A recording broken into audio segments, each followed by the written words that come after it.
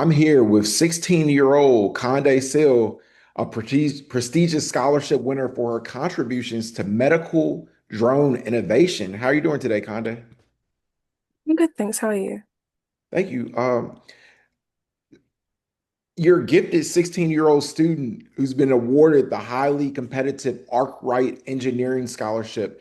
Can you talk about just like your love for science and what led to you winning that award?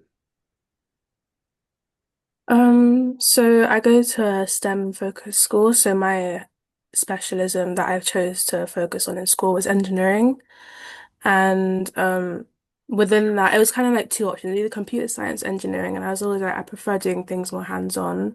So I chose engineering, and at that school, it kind of helped my love for engineering to blossom and grow. And my teacher was able to see this, and he suggested that I go for this scholarship because he saw the love I had for the subject. And I kind of went through that whole like application process, and I eventually got in. That's amazing. And you have this huge passion for problem solving and creative design. What is important, to get, what do you think would attract more women, especially women of color, to STEM? Um, Obviously everyone's different, but it's really about the what we're being shown. So you never really see as much inclusivity of women or even black women in general, just even in my own classes, like it's such a small amount of women that are in those classes because it's not really being pushed to them. It's being pushed towards men and people like that.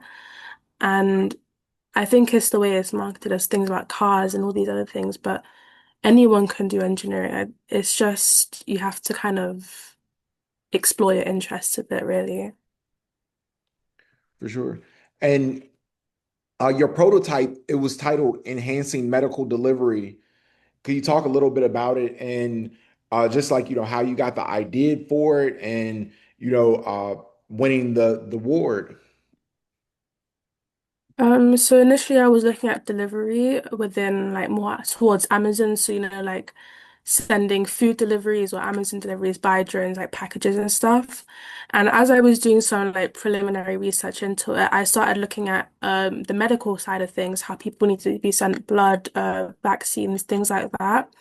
And I realized how untouched it is compared to the commercial aspect of like, goods. So I was thinking that, since it's such an important area, you have cars and ambulances where these things are being transported, but it's because of traffic or whatever other things that may be happening at the time, it's too much of an inconvenience. So you're losing time and maybe it's just, for emergency situations, you want to be able to get something really quickly towards you. So people have started to look into like drone deliveries. My aspect wasn't the drone itself, but I was looking at like the safety of the package and how it would be like lowered. So I looked at specifically on what the package system would be. And then I looked at like different tethering systems, so how it would be safely lowered and raised back up without it breaking. And then as well as actual security, so how to make sure that thing can't just be taken and robbed and opened by someone else. That's amazing. And you've made a name for yourself in the literary world as well. And you write under a pseudonym. Can you talk a little bit about that?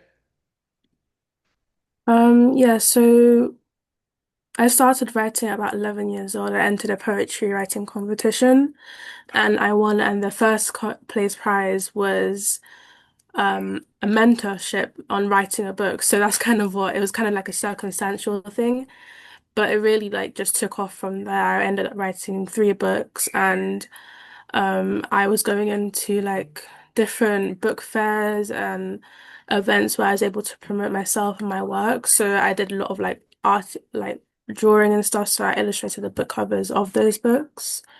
Um, so I was always doing a lot of things from a young age, just exploring different interests. And from there, I'm able to figure out what I like and what I don't like. Like, it's just really important to, be able to put yourself into a variety of different areas so you can understand what it is you might want to do, like as a hobby or even as a career. That's incredible. You have some amazing accomplishments. You're a featured youth author at the Emirates Literature Festival. a youth ambassador for the Look Like Me book challenge in London. What's next for you? Currently I just finished my GCSEs. In the UK, that's like our big exams when you're 16. From there you go into like I'm going to be doing a BTEC, so it's in engineering specifically. So that's what I'll be doing for the next 2 years. And after that, I'm interested in going into doing an apprenticeship within engineering also. Definitely. What would be your advice to, people who are young and just like, the value of education, someone like, who's young watching this interview maybe wants to achieve some of the things that you've done. Um, Honestly, just put yourself out there, explore your interests, explore what things, like even in school, like if you found a topic really interesting, maybe look into it a bit more and see where it could branch out as, not necessarily a career. Doesn't it? Not everything has to be about, money and the bigger picture, but like as in the moment, like you always have to be like happy with what you're doing now. So do things that interest you and see where it blossoms from there. That's really good advice for the future. What do you think, like, that you would like to pursue? Do you see yourself like, pursuing a career in writing? Do you see yourself like, focusing more in STEM? Yeah, for me, I think it would definitely be within STEM. I think I want to have a big foot in engineering, the general industry, and like be a part of that innovation for the future. Most definitely. Anyone you want to shout out? My parents, they were a big help in all of this. They were the ones that pushed me to do all of these things from such a young age, and they're always supporting me with everything I do. They just want me to do what I feel is best for myself and whatever makes me the happiest. Thank you. They sound like great parents. Kande, thank you so much for taking the time. I really appreciate you. Yeah. You have a great day. Of Thank you for having me. Thank you. course, anytime.